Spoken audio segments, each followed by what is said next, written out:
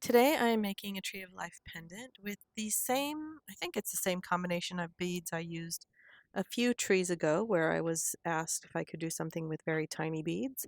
Off of that video, I was asked if I could do something with the same very tiny beads but in a random pattern.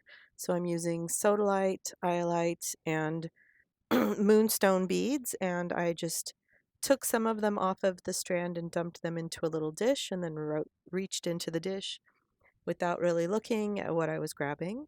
And so I'm doing different numbers of beads on each branch, and I ended up doing 8 branches, I think, because the beads are very tiny and the wire is 26 gauge so that the beads would fit over it. So once you have made all of your branches, take the center twomost branches and twist them together, locking around where the chain is going to go. Then add the remaining branches one at a time, working your way down the trunk of the tree or weaving back between branches you have previously attached.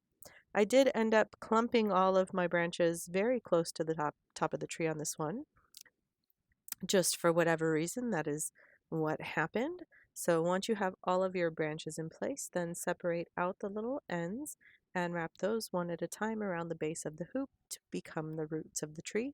Use your pliers to flatten down the little end so you don't scratch yourself when you're wearing it.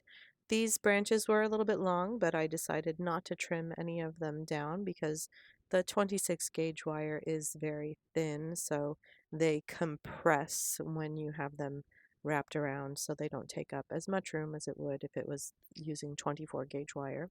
And this is a gold toned wire that I'm using. So once all of the roots in place, I like to go back in with my tweezer nose pliers and just gnarl the roots and gnarl the branches to give it that little bit more of an organic shape. So there they are, sort of randomly patterned beads.